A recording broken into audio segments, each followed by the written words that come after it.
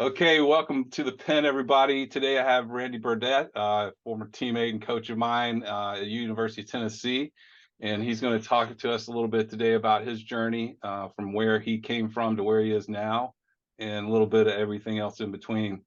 So, Randy, thanks for joining us, man. Buddy, love it and love what you're doing for the community and players and athletes. I think this is just a great topic, and you're doing so much to help. So I totally appreciate you inviting me, and love to just talk with you and help whatever way I can. And I think I've been fortunate, and I tell people my journey is I feel like I've had an extraordinary life for an ordinary person. Cool. I was born and raised down here in Florida, live in Tampa now, but I was born in Clearwater, lived here, went to elementary school most part of my life, and then we moved up to Tennessee and finished high school in a great community outside of Nashville that just was amazing to be a high school kid and to grow up in high school in an environment like Brentwood, Tennessee is. Loving parents that were just committed to family and taught me a lot about faith, family, and fire as a kid. And that was awesome. My family, believe it or not, is I'm a distant relative of a pretty good Major League Baseball player back in the 50s named Lew Burdette. Nice. Yeah, okay. Oh, that's a So trip, man. yeah, so I mean, amazing is part, and I think that's important because when my dad at a younger age is obviously related to Lew Burdette, and he's playing, he got burnt in youth sports. He was involved in a win at all costs. Imagine growing up in the 50s when in 1957, Lew Burdette is the World Series MVP, Sportsman of the Year, on the cover of magazines, and then this is a Burdette, and he's a pitcher. And I think what happened, the stories from my dad is like he got burned out. He was throwing curveballs at 10, 11, and 12-year-old just to win. Right. To win Little League games and to win high school games. Well, the time he was 18, he barely could throw anymore. And Wow. so he taught us as kids is, he saw what the brutal nature of what youth sports can be if it's a win at all costs. And they instilled in us, if you're going to play youth sports, you're going to be ready to play youth sports. And we're going to put you in the right environment. And he made us do things like, if you really want to play, you better know how to play. And I used to have to throw a tennis ball in a strike zone 10 times. I used to take a broomstick with a pebble and I'd be able to throw it up and hit it 10 times in a row. And if I couldn't do it, then we just weren't ready to play youth sports. So we went about youth sports the right reason. I love sports as a kid. Yeah. I was one of these weirdos that at 10, 11, and 12, I was studying playbooks. I would sit there and chart games, football games, baseball games. I was one of the kids in my room. I had a locker made out, all this other stuff. Oh, that's great. My desire for sports and coaching, I read books on coaching. Dan Reeves, Lou Holtz. I loved doing that stuff as a kid.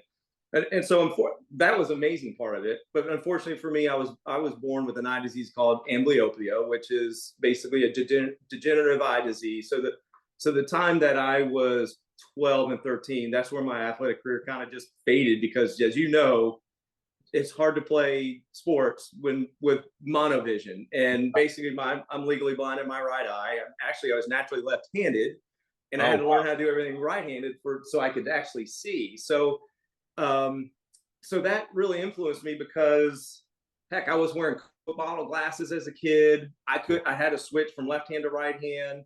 I could play baseball to the 12-year-old level because you're on a small field, right? Well, right. As I got to intermediate field, I became a catcher. And the reason I became a catcher is that's the only place I could see, 60 feet. I couldn't play in the outfield anymore. I couldn't play shortstop, middle infield. And I loved the game. And so the game kind of, it passed me by because of my limitations of an eyesight, but the love of the sport definitely didn't. I love sports. I mean, it was anything I was interested in. And that's what got me into coaching. So I tell you all those stories between Tennessee and Florida because I had the opportunity in '88. Rod Delmonico and Coach Martin gave me an opportunity to be a member of the Florida State baseball team. And so it was just an amazing – Florida State was a school that I grew up and I loved. So I got to go there in '88, '89, and we went to the College World Series. Yeah. I have, you know what it's like when you get an amazing team, and this was an amazing team with close-knit players. Still friends with a lot of them. My roommates were, believe it or not, I'm sitting in Cash Hall in an apartment, and the roommates were Eduardo Perez, Pedro Grifol, Randy Burdette. Well, Wow. Eduardo Perez plays 13 years in the big leagues, is the voice and the person for ESPN on Sunday Night Baseball. People Yeah. know now Pedro Grifol was a big league coach, bench coach for a long time. He's manager of the White Sox. And then you got me. You're like, what the heck? Well, hey, 2 out of 3 in one apartment's not bad. But That's it was cool. an amazing experience with coaches there. I still keep in touch with Chip Baker, who was the catching coach at the time and third base coach. So amazing opportunity. And then, Chris, as you know, Coach Delmonico got the opportunity to go to Tennessee. And because I was from Tennessee and he knew I wanted to get into coaching, he brought me along as a 20-year-old to the University of Tennessee. And that's when I started off as a student assistant. And I got to coach 6 years at the University of Tennessee. And it really, I tell everyone, even in my professional career, it shaped my life because it wasn't just Tennessee. It was, as you know, as you were part of the building program, I don't think we were ranked in the top 100. Right. Yeah. We were a team that was in the bottom of the SEC, but Coach Delmonico came in and he had this whole view of what the program should be. And it emulated a lot of what Florida State did and what LSU did. And you go from 1990 to 1995, the time we get done in 95, which was my last year, we go from having basically a high school facility with bathrooms that flooded, that you could, if LSU came to town, we were on the top step, not because we were interested so into the game, it's because the toilets were backing up into our dugout. And I remember that happening when we were playing our one TV game, and we beat LSU that one time. But we went on to do great things, had 3 SEC East championships, back-to-back, 2 back-to-back SEC championship regionals, all that stuff, got to the College World Series, came in third our last year, led by, Todd Helton and R.A. Dickey and Vieira and all these great guys that are college, legends at Tennessee. So that was awesome. So, I mean, but to learn from the coaches, learn how to build from the ground up. I remember this really impacted me. It was 90 in December and January. I drive up from Florida State and I sit in Coach Delmonico's office, and Coach Delmonico lists out everything he wants to do and change for the program. And it was over 100 things. It was change the stationery, change the filing system. We're going to recruit differently. What's the brand of baseball that we're going to do? Like every little thing was listed out. And I think he got a lot of that from Coach Martin and Coach Bertman at LSU. And I got to be involved in that from day one. Wow. And to learn how to build camps and how to build a program and how to market the program. I think you were on the team the year, like when we started to get students there, and he'd go, Randy, go get them some jerseys and just give them away. Like we had no one coming to the games. Yeah. Oh, but no. Yeah. He would buy pizzas for the students. He would throw jerseys to the guys that were, cheering the loudest. So we just built that infancy. And then we brought in great coaches with Coach Simcox, Coach Serrano, who has gone on taking multiple teams to the College World Series National Championship. Bill Mosiello, who was, head coach at Ohio State, but associate head coach at TCU for a number of years. And that's where I got to learn baseball. But it wasn't just baseball, it was life. And I didn't know what I was learning was going to transform into life. And it just set me apart. I just had great mentorship. I got opportunities to work with Pat Summitt. She mentored me when I was there. Wow. Philip Fulmer. I mean, just some of those icons at Tennessee that here I'm getting free internship and mentoring. And at the time, it changed my life. And I was thinking just about coaching in baseball, but it transformed. And the reason I tell you that, I get out of college coaching because of a lot of things that were going on, restricted earnings. It was hard to make a livable wage, back in the 90s. Yeah. A lot of coaches were diving back into high school because of the restricted earnings and the volunteer position. I mean, back then it was you had one full-time assistant and restricted earnings, and all you could make was $16,000 a year. And so you were working side jobs and secondary jobs. You couldn't even make money in camps. And I was just in that time period where you couldn't make a livable wage. So I exited the coaching profession and went into the sports industry. And I've just been very fortunate with everything that I've done there. I worked with Adidas in sports marketing in Tampa, back down in Tampa. My office was at One Buck Place for 5 years with the Buccaneers.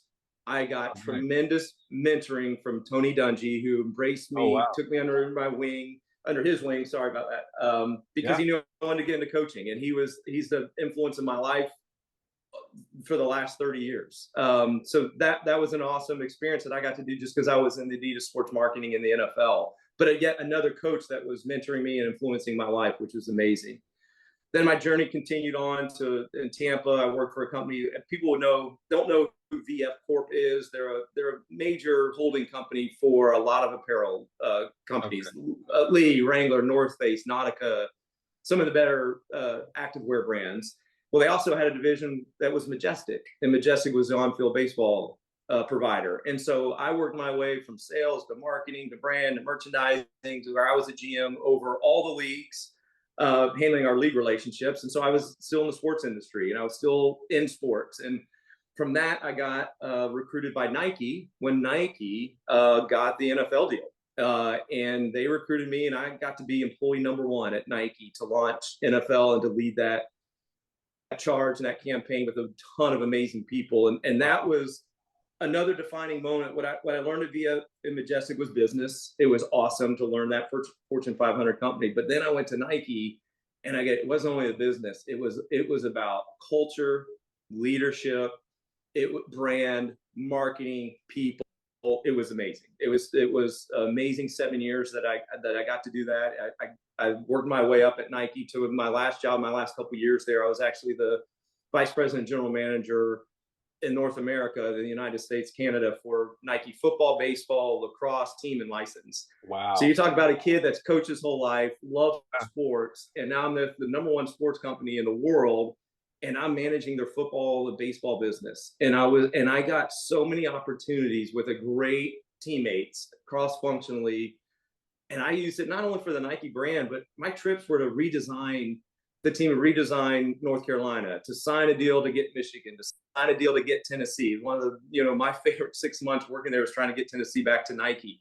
And then what I would always do is when I went on those trips is also I would always talk coaches. I always just went back to coaching and leadership and mentoring and what is it that really drives people, being around successful people. And I got to do that a ton at Nike. And then worked a deal in the last 5 years. We moved back to Tampa with Fanatics. And when I was at Nike, we did a deal with Fanatics to take over all Nike's license. And I was employee #1 back down in Tampa to do that. And I brought a lot of Nike folks with me and teammates. And so stayed in that sports industry for a while. And then just recently, as we've talked, I just took a retirement package from Fanatics. And now I'm in that same situation that a lot of people are in. Like, hey, what's next in my life? What's going to fulfill me? What do you want to do? What's the purpose? And so that's been my background. I know it's long-winded, but a lot happened. That's fantastic, man. Yeah. But just very fortunate to have a lot of people and mentors and to see what success looks like. And then look, in that journey, I will tell you, not everything was perfect. I mean, I've learned what not to do. I've had a lot of bad leaders. I've had a lot of bad cultures. But learning from all these people, I really do believe I try to stay to our principles and try to build great teams and leadership and cultures. And I think that's just really important for everybody. Yeah. Yeah. Well, I think that's where you find the steadfastness of holding to your principles, no matter what it is you're going through. Right. Because you are always going to find, bad people on good paths and good people on bad paths. And you instinctively, intuitively, which ones, fit your mold to what you're looking for. Right. And I think your grace is huge too. Right. I mean, it sounds like, you just, sometimes you had a door open and you walked in and people were very, open to taking you in. And I think that's because your personality. Right. And I think, your energy that you carry and you've taken that to every degree. And now, like you just said, you've kind of now sitting back and, I like to think of life in a 3-act structure, right? 0 through 20, 25 is like your first act and you try to figure it all out, and then that middle part is the 25 to 50, 55. And then after that, your third act is like, okay, this is where you get to enjoy all the stuff that you've learned through Act 1 and Act 2, and you figured it all out. So that's right. It's great that you're, it's not great that, you had to walk away from something or whether you wanted to or not, but, now's the time to kind of picture, what is that next act going to look like and how do I start that off? So kudos to you, man. I mean, you took advantage of every situation that you had and kind of ran with it, which is cool. Yeah. And now you're, I know you've coached along the way too, right? We talked about that a little bit. You've coached some travel team or is it travel team or so a lot of coaching. or... Like I said, I love coaching, just studying coaching and being involved. And I think what I learned at Nike, which is a beauty, being in that category of football, baseball, field sports, they wanted us to coach. So imagine working for a company like a Nike that they like, I want you to leave at 3 o'clock. I want you to go coach kids. Those are consumers that we touch. Like, this is great. So Wow. I really got back into coaching as my kids got older, but Mhm. at Nike, and I was, over our it wasn't Little League, it was in Lake Ridge. I was over our baseball youth program. I helped coach football. I helped coach coaches. So I was involved in it for the last, I guess it's been almost 15 years at the youth level, riding all the way up from 8 to 12-year-old, managing our coaches at our youth program. Same thing on the football side. And one thing I always thought too, Chris, and I think this goes along, great coaches can coach anything, right? Because being a great coach, and I have a different mentality as I've learned through this, and it's also gone on when we came back to Florida and started a travel organization, because I've seen the corruptness that happens in youth sports. And it really always go back to coaching. And I'm like, and I think this is important for kids to find the right fit. Go find a great coach, right? Don't do it for winning trophies and traveling and doing all that. You gotta find the right coach, right? And that's what I try to do in the organization, whether it was the 8 to 12-year-old group in Oregon or the team we had here, is I said, it's all about player development at that time. And I believe is what coaches are responsible for. The number one thing they're supposed to do in the youth, when I talk about youth all the way to 18, your job as a coach is to get kids to keep playing the sport. Right. Do that first. It's not about winning, and that's hard. And so what I always tried to say was, you've got to be successful first and take the win out. And so I developed through other coaches as I was coaching youth, was trying to build this culture of success over winning. And when you first talk to a coach about it and a kid, they're like, whoa, what do you mean winning's not important? And I keep going, no, it's about a culture. It's about being successful. And I learned a lot of this from Pat Summitt and some other coaches. Winning's an outcome of the culture and the process that you are putting together, because this at the end of the day, when you take that jersey off for the last time, you're not going to remember what you did in the 15U tournament in the middle of July 6 years earlier. You're not going to remember all that. There's so much more that you get out of sports. And as you talked about the acts of your journey, I'm a big believer in that. And that first act till you're 20 years old, this is one thing I would tell every kid. You only get to do that one time. Yeah. Right. I know you talk about how the pyramid gets tighter and tighter and the number of participants. And I tell it to the kids. It's like, hey, at 8, 9, 10, 11, 12, even 13, 14, you get to choose if you want to play. The higher you go up, they tell you if you're going to play or not. Yeah. Good point. Yeah. Absolutely. So take advantage of it and learn from it. It is not about winning. And, the old saying, it's not about the X's and O's, it's about the Jimmies and the Joes. Well, some people say that, well, I got to recruit. I'm like, no, as a coach, your job isn't about X's and O's. It's about developing the Jimmies and the Joes. Yeah. And that's what I always thought. And, keep kids playing as long as they can. Make it successful. Because I always talk about, if winning was everything, then you got one person that wins the last game. That's right? Only one team. So what are you going to do as a coach? Say, yeah, we weren't successful. We didn't win the last game. And you're going to tell your kids you failed? Yeah. So that's why I don't like the winning attitude. I like the successful attitude. But when you talk about success, that doesn't mean it's all strawberries and cream and it's a nice day. It's like, no, you get after it, right? I mean, I learned this from Coach Saban one of my years at Nike, and had to sit down with him. He talked about the below average, average, good, excellent, and elite. And their job is to take people to the next level. They only recruit excellent, and they're trying to get them to elite. And that was the thing they do. How you do anything is how you do everything. And that's what we try to instill all over our programs. Like, we're going to, at 8, 9, 10, 11, 12, whatever you're doing and whatever you're coaching, you want to coach the kids, but you want to connect with them, right? You want to connect with them. You are going to teach them structure. You're going to teach them the X's and O's. You're going to keep teaching them about skill development in a team environment. And I think that's so important, because at the end of the day, when you leave sports, you're going to be in a team environment. It is very hard to be successful in life if you're selfish and you're by yourself. You've got to work in a team environment. And the best thing, you don't do that in a classroom. And I used to talk to people all the time. It was like, hey, your education, academics is the foundation.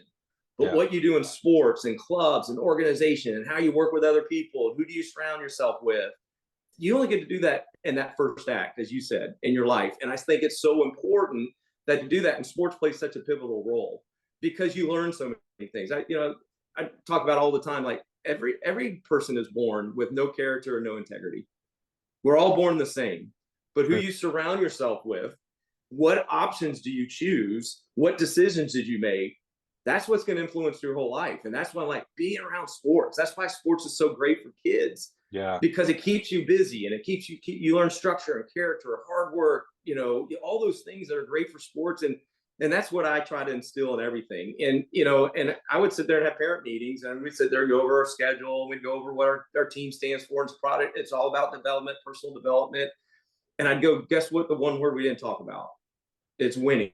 And half the parents are like, whoa, I'm here. Wait, we're not going to win. I'm like, no, the result will take care of itself. And I will tell you, just through this process, last year I coached in 14U down here in Florida. U-Trip is the big organization down here. Without knowing what we were, I had to go back and look at our record. I think we were 42-9 or something crazy, and we're second in the state. But we never talked about winning.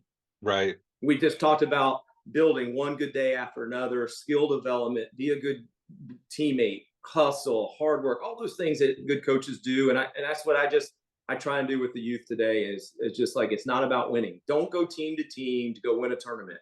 Because I promise you, in 10 years, that box of rings that they're giving out, the medals, they're going to be in a box. And your parents are going to throw them away. They're going to be in the attic the rest of your life. It's the lessons that you learn through the journey that is so important. And it's so important for you to find the right fit and find that right organization that talks about these things versus, hey, I'm a travel ball coach. I got a select team. I got kids coming from everywhere. And we're going to go win a tournament, especially below 15. I'm a firm believer. Below 15, none of that stuff matters. Once you get to 16 and you start trying to do recruiting a little bit different, but from ages 8 to 15, man, put yourself in the right position with the right coach with character and has the right demeanor and the right things that they want to teach. And it's bigger than the game itself, right? There's so many life lessons that you learn, and that's more important than winning a stinking trophy or a ring or a medal at the end of the day. I mean, because you're building the foundations for a kid there, right? I mean, it's like you said, it's not about the win and the rings and all that stuff. I mean, and today more than ever, it's that instantaneous gratification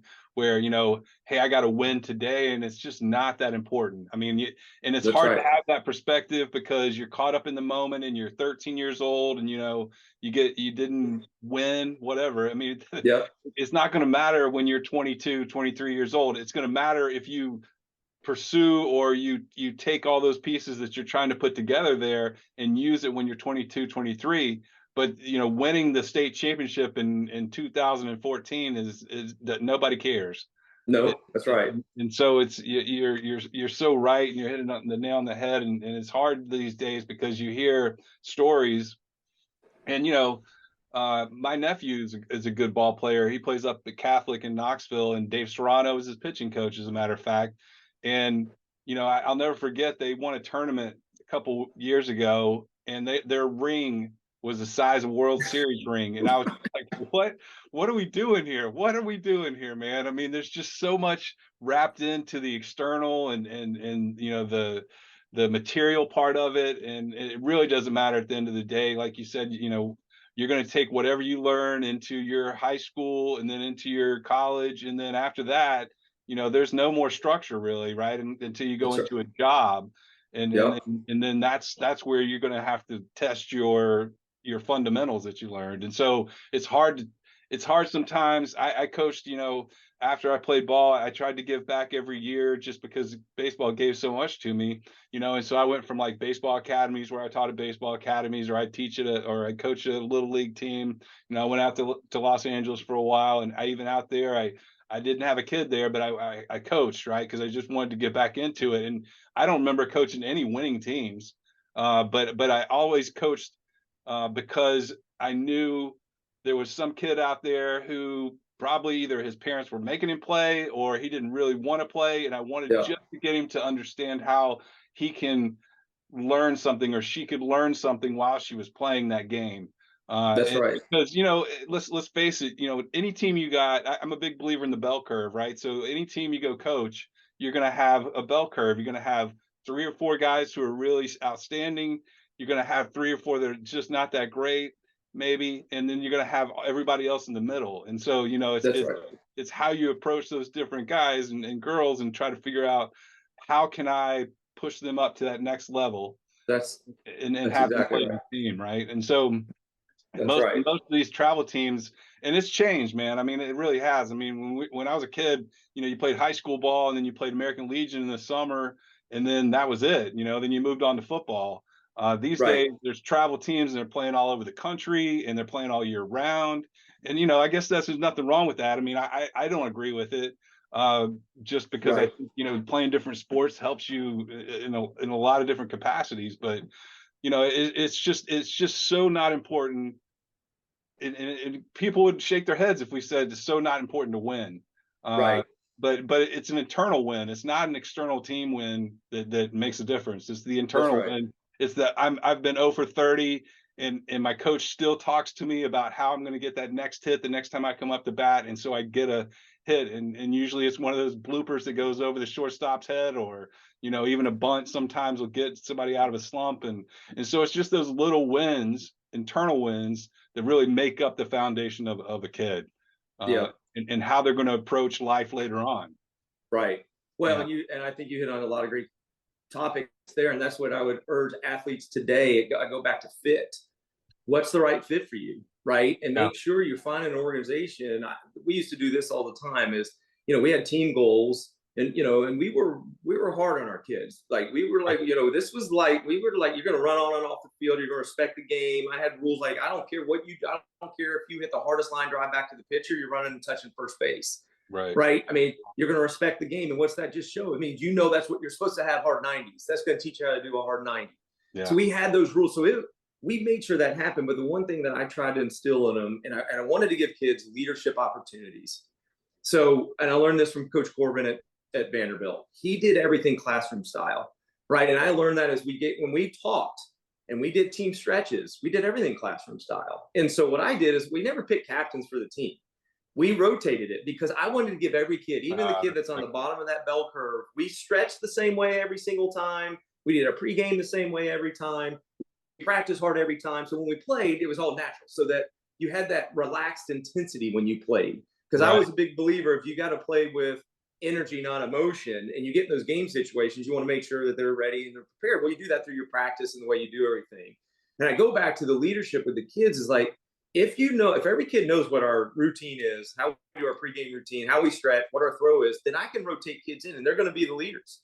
And I wanted to put kids in a leadership position, not always have captains and the best two players sat there and did everything. Because you don't know what a kid at 8, 9, 10, what they're going to turn into. Yeah. And so I wanted to give them leadership identity and give them opportunities to be leaders. The other thing we always did is I went back and was like, okay, you guys, I've written out and parents know, here's what we expect from the team. We know that from the team standpoint. I wanted to know individually, what do you want to achieve? Everything has to be in a team setting, but what are your individual goals? And so after our preseason practice, before we started a tournament, we dedicated practice, and each one had to come in and give a 2-minute speech. And I said, okay, what is it? In front of other kids, their teammates. Yeah. So they learned that every kid on our team knew what was important. Outside of the team goals, what did Johnny want to do? Whether he wanted to throw a complete game in less than 60 pitches, he wanted to hit a home run, whether he wanted to double, whatever it was. But I wanted him to do it. I wanted him to measure that because you do want individual goals. And so what it goes back to at the end of the day is there's individual performance in all team sports, but there's that team aspect. And I wanted to teach everyone to be a good teammate. And I wanted those kids to verbally tell their teammates what they wanted. And then I wanted those kids to support every kid of what they wanted to do. And so after every tournament on Tuesdays, we had team talk Tuesdays. And I would always give something bigger than baseball. Talked about character, identity, any of those things that we wanted to make sure that we wanted to talk about. But I also wanted to talk about KPIs for the team. Did we hit our team goals for the weekend? And then who achieved an individual goal? And the team knew about it. And so that was my travel organization. And I was like, I don't think a lot of travel organizations do that. They get a group of kids. Here's your jersey. You're coming from Orlando. This guy's coming here. We're going to a tournament. See you. May call you in a couple of weeks to play again. I'm like, no. Go and do the things that you talked about. Like, get in a program that does that wants, and you got to find the right fit. As a parent or a player, you got to go interview. Even I believe today, as you're finding your college, you're one of these elite players going to college. I always say, find your right fit. Because I think we talked in another session on the phone about the numbers are staggering with the transfer portal now. 50%. Yeah, and I talked about don't live for the 15 minutes of fame. And that 15 minutes of fame is your senior year. You go up for a spring signing day, and got your parents and your coach and the banners, you do the hat thing, and you sign with a school. I said, it's not over there. Don't live for that.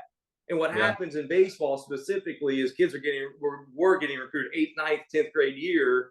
And I got a Florida State scholarship. I commit. Well, I think I told you the stat, and I'm generally correct. It changes all the time. Less than 70% of those kids either make it to that school or get through the first year.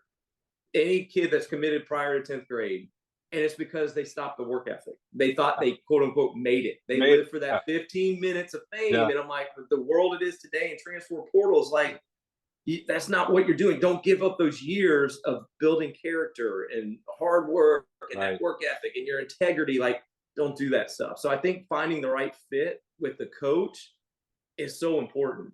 Yeah, so important. That's huge. That's huge. And you know, again, I looked it up after we talked. It's a 50% passage rate, right? So if 50% of everybody that goes in the transfer portal makes a team, but 50% don't, right? And so out.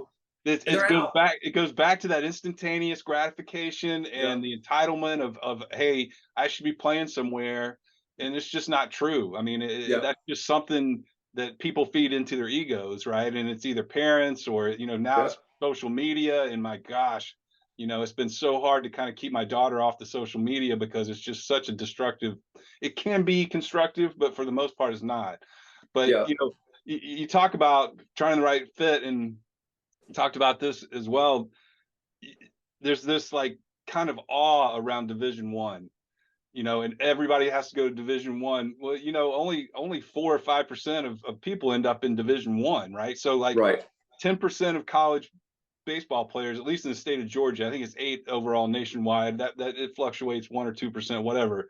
Only 2%, 2.5% of those people make it to Division I, right? So that's what, 7.5% that either go to Division II, Division III, NAIA, you know, and then there's the whole junior college route too. And then, you know, everybody's so fixated on I've got to go D1, and you know, it's not the case anymore. I mean, maybe back in the day, you know, you needed to go to Division I in order to get seen by scouts because there just wasn't the networks that are around today. But if you have talent, you're gonna be discovered, right? That's right. It's just there's just too much media out there. There's just too much news access for everybody, and so, you know, I think parents, kids, you know, if they're listening, hey, you know, Division I is great and it's awesome, but you can go to Division II, you can go to NAIA, like we were talking about our friend Fletch, who I'm going to be have on the show later. He coaches a great team. They just went to the World Series out in Idaho.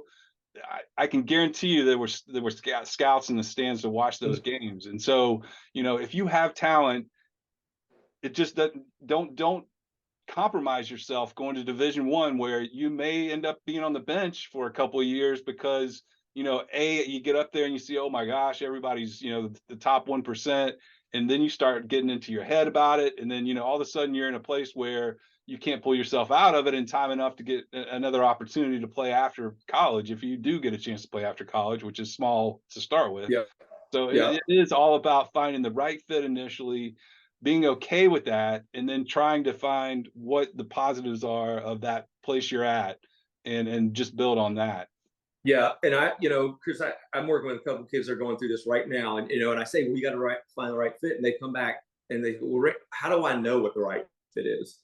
And this is your why. And I always go back to, and I say, well, first of all, you got to work from the inside out and not the outside in. Right. You got what's important to you, not the outside factors of, I'm making up schools. I want to go to Tennessee because they win the SEC, or Ole Miss is great. And that's outside influences. Inside, what's your how, why, and what? What is your why? What is your meaning? How are you going to get there? What are you going to do to get there? Figure that out. And it changes, right? You're going to change. Your life changes, but figure that out and then ask the fit questions, right? Then there's specific things. You've nailed it. It's much different than when we were in the game, right? You know, junior college you went to because you were free to go anywhere you wanted in those 1 or 2 years. You just have to sit out a year, and it made everyone this push to get to Division I and be seen. Well, now through the transfer portal, mid-majors are becoming the junior college back in the day that we had back in the day, because you can go anywhere. Right. But when I say the fit, it's like you got to go find the fit. To your point, don't just label D1 like, oh, I'm a Florida State fan, so I want to go to Florida State. Well, if Coach Jarrett is not your fit and the style you play, and you're a first baseman, he's got 4 first basemen, that's not a right fit. That Yeah. doesn't close you off from going to Florida State. Find the right school. What's your why? What do you want to do? If you really want to play at Florida State, talk about an NAIA school, talk about a JUCO D2, whatever, to get there. But it's a tough message. Most people want that outside influence to say, I went to Florida State. Yeah. And then they realize, I'm a first baseman. They already got 4. And one of them's a 22-year-old and a 5th-year senior. And I'm not going to play. And one of the other one's a 20-year-old and hit all these, like, you just got to understand what it is. And then you got to look at all that stuff. And there's so many variables involved anymore that I agree with you. It's not an all or nothing proposition to go D1. If you don't go D1 your first year, doesn't mean you're not going to go D1. Look at all these kids that are signing. I just saw yesterday, Florida State just signed a kid from North Florida who was a freshman of the year. He went to UNF. And now he's at Florida State. Just like, there's an opportunity to be creative and be your own entrepreneur in life now. I mean, you now have the ability to go, hey, I don't like this school, or maybe I want a different fit. You can jump now. You used to not be able to jump, right? So now is the time when, and then you also have to wonder, you kind of look out for people who jump 3 times or jump 2 or 3 times. Not that the first time is, maybe you made a mistake. That's great. The second time, but you got to really prepare. You got to do your homework, take your time to see where it is you want to go. I mean, because the mid-major, like Coastal Carolina, dude, I mean, they're one of the top 10 programs in the nation now. Campbell, that's right, world, is in a regional too. With I'm trying to think of some of the other smaller schools that are there. But it's interesting. I was talking to Coach Toronto earlier. Those schools, they've got a lot of 4th, 5th year, 6th year seniors. Right. Kids that freaking pay their dues. Look, if you want to be successful in college baseball right now, you're not going to do it with 18-year-olds. And 18-year-olds need to understand that. The teams that are going to be successful are going to have juniors and seniors who played a lot. Yeah. And that goes back to the why. And look, there's nothing wrong. I said it a lot. Some kids, they want to go to Florida State and just be on the team.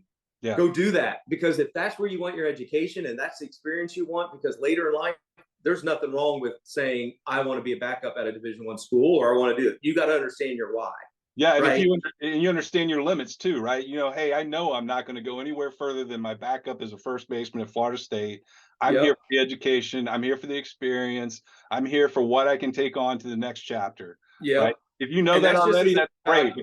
If you know that already, that's fantastic, because most people don't get that, right? I mean, most people are still involved in their ego, and they've got to get that ego worked out, and hey, I got to be here, I got to be there, but it's those are great points, man. I mean, I had to decide, I went to Division I or junior college, or NAIA, had a couple places to go play football and baseball, but I just wanted to play baseball, and ultimately I went to junior college because that was the best route back then, because there was no transfer portal. If you went to Division I, you had to wait till after your junior year, which you still have to do, but if you go to junior college, you may get signed by somebody professionally. You may, you've opened up the door for more other schools to come see you after a year or two.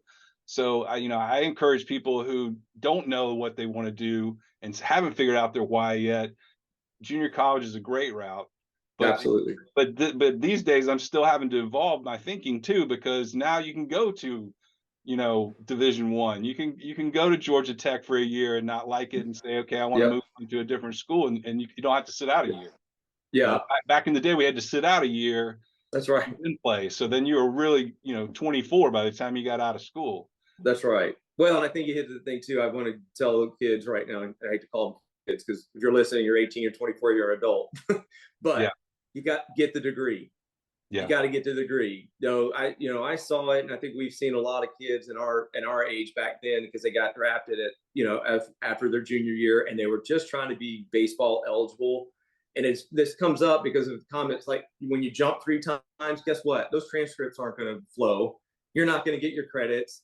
There's nothing, to me, more challenging in life is if you sign a deal after your junior year and you're only a sophomore academically, and you go through the minor league system, and you're one of the statistics that don't make it, and you got to go back to college at 28, 29 years old with not your peer group, to go back to what everyone else that got maybe a jump on life because they stayed and they got their degree.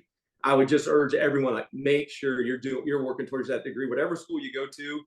And I'm not saying don't sign pro ball and do it, but work and make sure you're getting that degree, because that is obviously later in life, that is a line of demarcation with people. Like, what do you want to do the rest of your life? Do you have your college degree? Doesn't mean you have to have one to be successful, but darn, Right. if you're going back at 29, 30 years old and you're only a sophomore academically, you've got 2 more years of school and you're trying to live on your own, it makes it really, really tough. So I would also stress the importance of academics for any of the players that are looking to continue to transfer. Yeah, yeah, because the point being, if you're going to go to college, then make it stick, and even if you do go play ball, come back and finish your degree.